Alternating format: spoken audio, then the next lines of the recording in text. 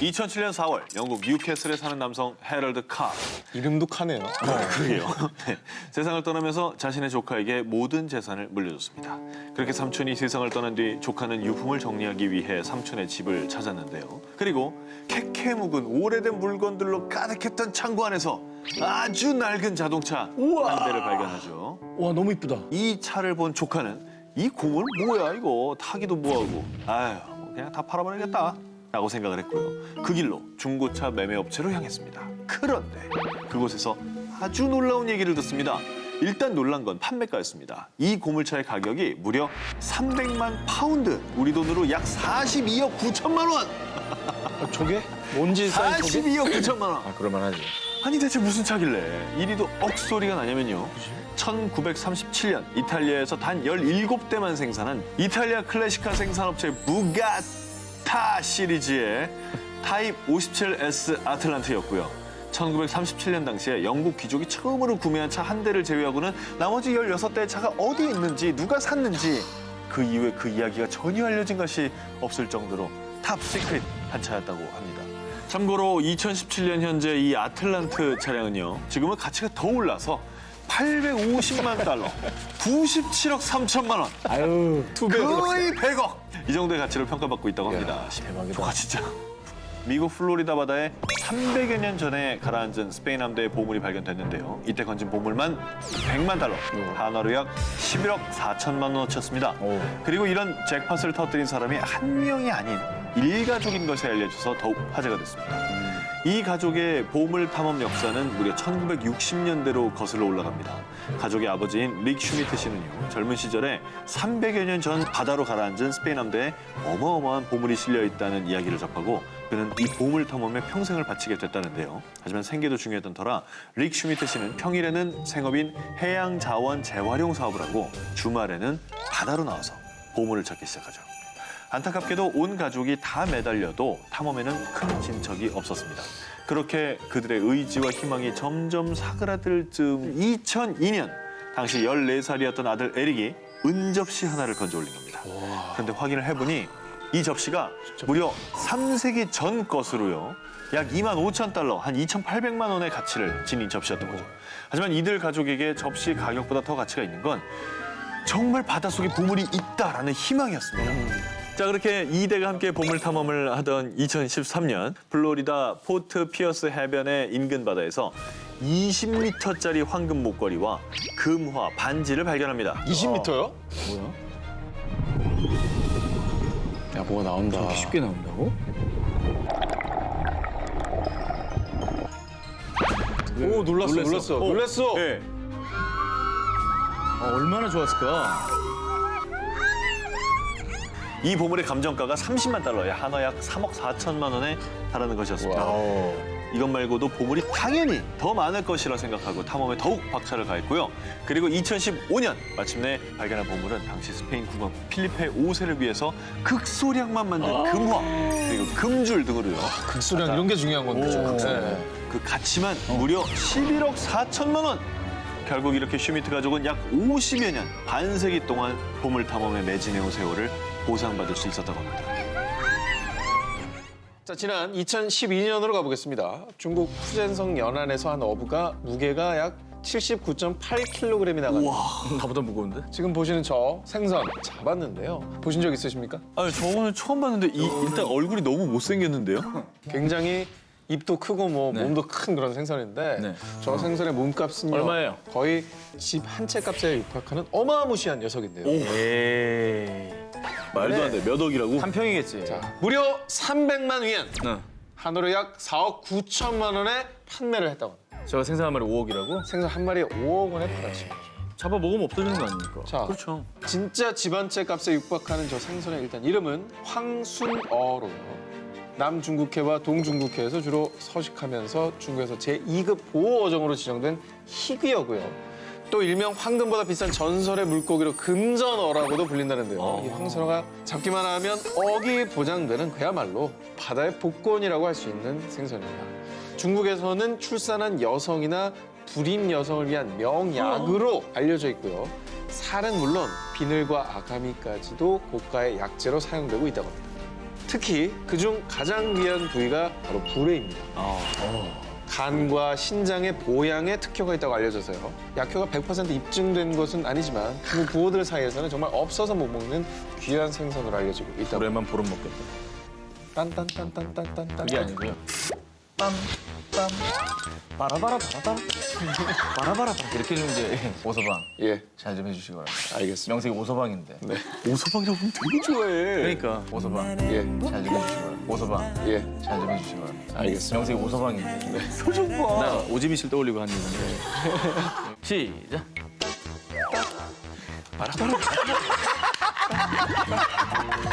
그래 다 할 수 있잖아.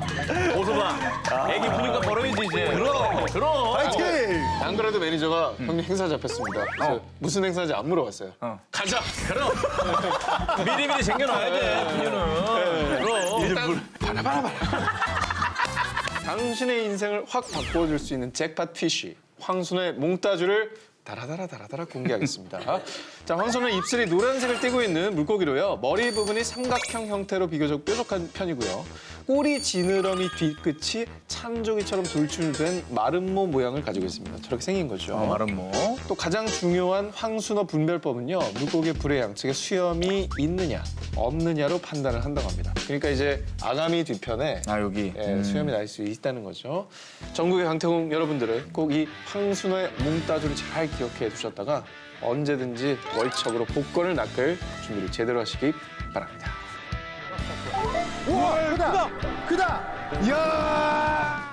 아마추어 화석 수집가 제이미 히스콕. 2004년 영국 런던에서 남동쪽으로 80km 정도 떨어진 해안가 백스힐을 산책하고 있었습니다. 그러던 중 발밑에 돌 하나가 그의 시선을 사로잡았는데요. 보통 조약돌만한 크기의 반질반질한 표면, 그 위엔 쪼글쪼글한 무늬들이 새겨져 있는 희한한 돌. 제이미는 그 신기한 돌을 지나치지 못하고 집으로 가져와 소중히 보관했습니다. 저거를?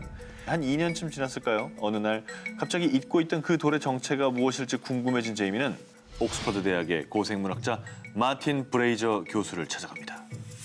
교수님, 이 돌 좀 봐주실 수 있을까요? 그런데 2006년 당시만 해도 이 돌이 무엇인지 정확하게 밝혀낼 수 없었고요. 그 사람도 몰랐던 거군요. 학계에서는 어떤 오래된 생물의 화석이라는 정도만 짐작했었답니다. 그러다가 마침내 지난 2016년 10월 27일 돌의 정체를 분석한 지 자그마치 10년 만에 이 돌 때문에 전 세계가 발칵 뒤집힙니다. 바로 전 세계 최초로 발견된 공룡의 뇌였습니다.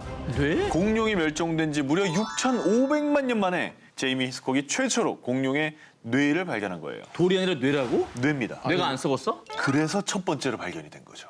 참고로 보통 뇌는 말랑말랑하기 때문에 금방 썩기 마련이거든요. 그래.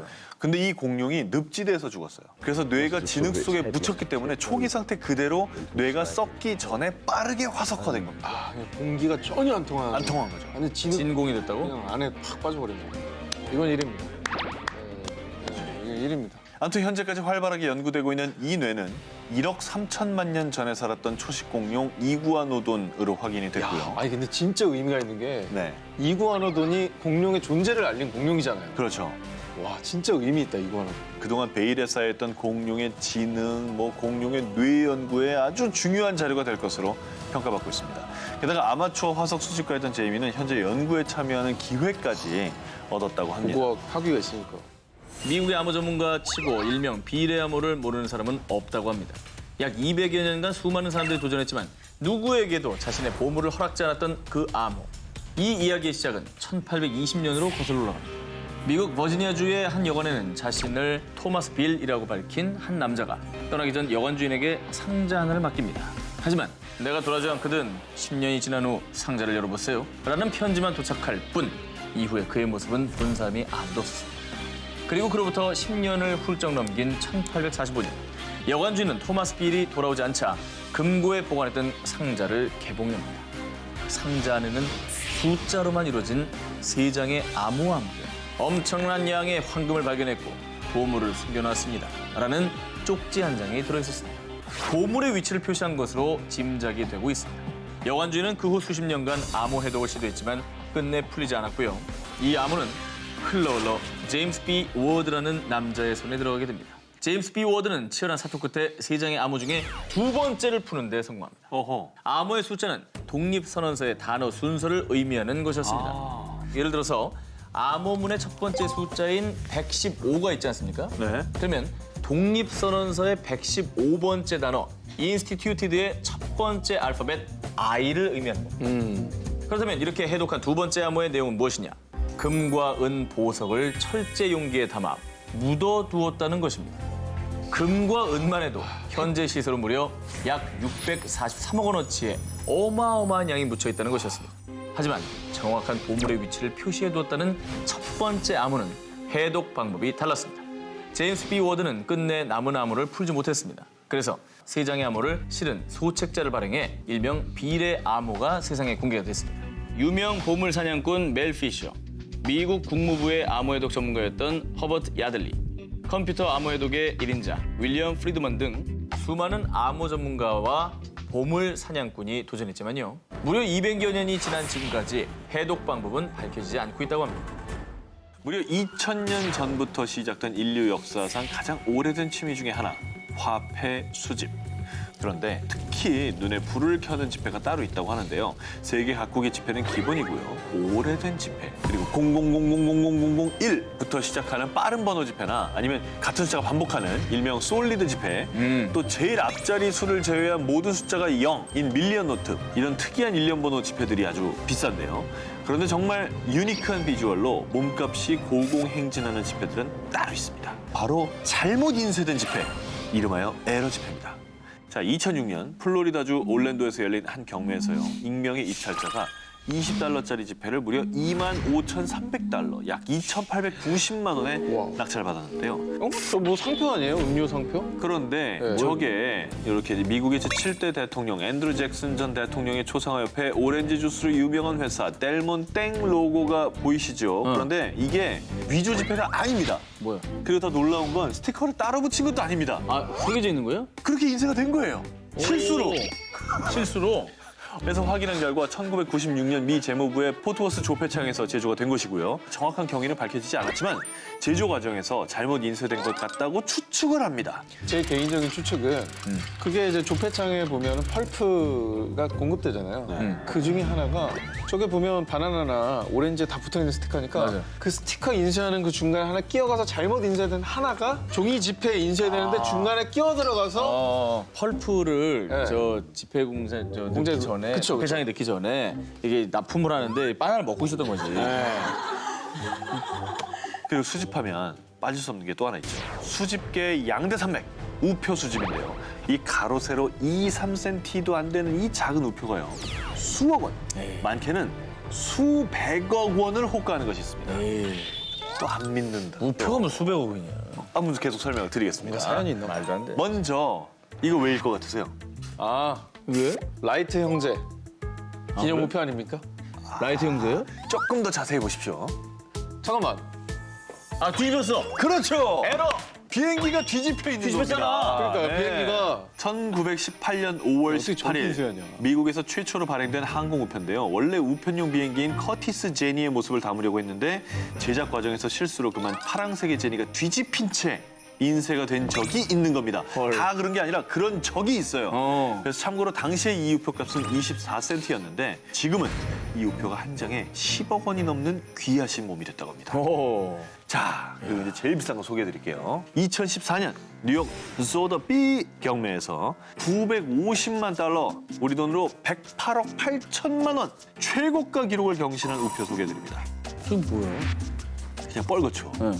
1856년 영국의 식민지였던 가이아나에서 제작한 우표로요. 어느 날 가이아나 우체국장은 폭풍으로 인해서 본국인 영국에서 우표가 공급되지 않자 현지에서 소량으로 임시우표 3종류를 발행해서 사용합니다. 임시야. 임시우표지만 진홍색 종이에 검은 잉크로 범선과 받기를 원한다면 먼저 주어라 라는 식민지 모토를 라틴어로 인쇄했고요. 거기에 위조 방지 차원에서 우체국 직원의 EDW라는 서명까지 넣어서 판매했는데요. 1878년 우표 수집가 필립 폰 페라리, 그분이 사들였고 뉴 B 창업자의 고손자 존 E. 듀이를 거쳐서 정말 내로라 하는 수집가들 손을 돌고 돌아서 빌딩 한 채 값이 된 거라고 합니다. 그런데 여기서 또 중요한 건요. 우체국 직원의 EDW라는 서명이 들어간 임시우표가 얼마나 발행이 됐는지 아직까지도 알려지지 않았다고 합니다. 지난 2015년 영국에 사는 켄 윌먼 씨는 반려견 매지와 함께 해변을 산책 중이었습니다.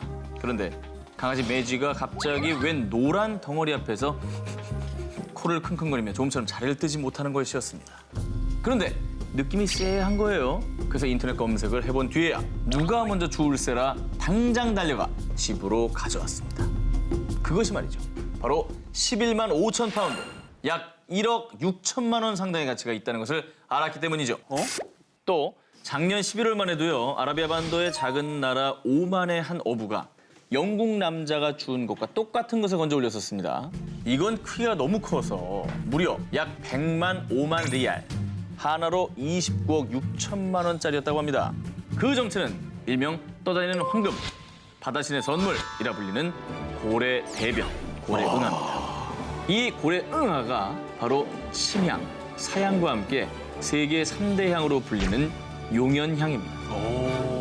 향고래 수컷이 오징어 같은 먹이를 먹은 후에, 왜 오징어 보면 그 입 같은 데가 딱딱하죠? 그렇죠. 네, 시커먼 거. 그게 소화가 되지 않고 장에 남아있다가 향고래가 내뿜은 물질과 합쳐져서 딱딱하게 굳는 일이 아주 드물게 생긴다고 합니다. 그러면 향고래는 이걸 배변을 한다고 합니다.